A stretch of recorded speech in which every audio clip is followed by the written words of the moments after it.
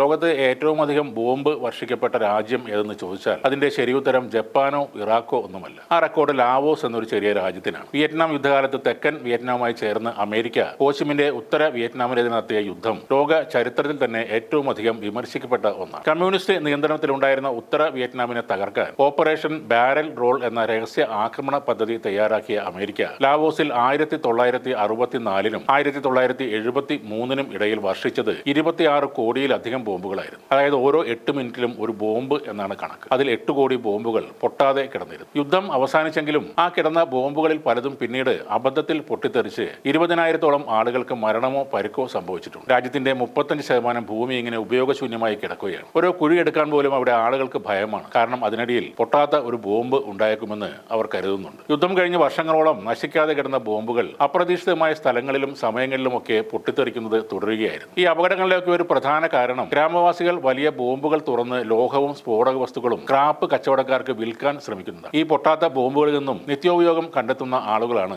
ലാവോസിലെ ഗ്രാമവാസി. 2000 pound വരെ ഭാരമുള്ള ഒരു ബോംബ് കേസിന് $100 കൂടുതൽ അവിടെ ലഭിക്കും. ശൂന്യമായ ഈ ബോംബ് കേസുകൾ പുതിയ രൂപങ്ങളിൽ രാജ്യത്തുടനീളം ഇപ്പോൾ കാണാവുന്നതാണ്. തോണികളും പാത്രങ്ങളും വീടിന്റെ അടിത്തറയും ബക്കറ്റുകൾ കപ്പുകൾ എല്ലാത്തിനും ഈ മാരക ബോംബുകളുടെ അവശിഷ്ടമാണ് അവർ ഉപയോഗിക്കുന്നത്. ബോംബ് അവശിഷ്ടങ്ങൾ ശേഖരിക്കുന്നത് അപകടകരമായ ഒരു തൊഴിലാണ്. എന്നാൽ ദാരിദ്ര്യം മൂലം ആളുകൾ ഇത് ചെയ്യാൻ നിർബന്ധിതരാവുകയാണ്. കൃഷിഭൂമിയിൽ ഇങ്ങനെ പൊട്ടാത്ത ബോംബുകൾ കിടക്കുന്നതിനാൽ കൃഷി ചെയ്യാൻ കഴിയാത്തൊരു സാഹചര്യവും അവിടെ ഉണ്ട്. ആഴത്തിൽ ഉഴുതുമറിക്കാൻ പറ്റാത്തതാണ് കൃഷി മുടങ്ങാനുള്ള ഒരു പ്രധാന കാരണം. എന്തായാലും പൊട്ടാത്ത ബോംബുകൾ കൊണ്ട് ശില്പങ്ങളും ഇൻസ്റ്റലേഷനുകളും നിർമ്മിക്കുന്നതാണ് ലാവോസിലെ ജനങ്ങൾ. ബോംബിടാനെത്തിയ വിമാനങ്ങളും ചിലത് അവിടെ ബാക്കിയായിരുന്നു. ഈ വിമാനങ്ങളുടെ ഇന്ധന ടാങ്കുകൾ കൊണ്ട് നിർമ്മിച്ച തോണികൾ ലാവോസിലെ ഒരു പ്രധാന കാഴ്ചയാണ്. ഇപ്പോൾ വളരെയധികം സഞ്ചാരികളെ ആകർഷിക്കുന്ന ഒരു സ്ഥലമായി മാറിയിരിക്കുകയാണ് ലാവോസ്. ലോകത്തിലെ ഏറ്റവും ഉയരം കുറഞ്ഞ ജനങ്ങൾ താമസിക്കുന്ന രാജ്യങ്ങളുടെ പട്ടികയിൽ മുൻനിരയിൽ വരുന്ന ഒരു രാജ്യം കൂടിയാണിത്. പണ്ട് കാടുകളാൽ നിറഞ്ഞിരുന്ന ലാവോസിൽ ധാരാളം ആനകളും ഉണ്ടായിരുന്നു. ലാൻസാങ് അഥവാ ദശലക്ഷം ആനകളുടെ നാട് എന്നായിരുന്നു അന്ന് ലാവോസ് അറിയപ്പെട്ടിരുന്നത്. എന്നാൽ വനനശീകരണം കാരണം അവയുടെ എണ്ണം ഇന്ന് 1000-ൽ താഴെയായി കുറഞ്ഞിരിക്കുകയാണ്. അതേപോലെ തന്നെ വൈവിധ്യമാർന്ന ഭക്ഷണ രീതി കൊണ്ടും ശ്രദ്ധേയമാണ് ലാവോസ്. ലാവോസിലെ ജനങ്ങളുടെ പ്രിയപ്പെട്ട ഭക്ഷണങ്ങളിൽ ഒന്ന്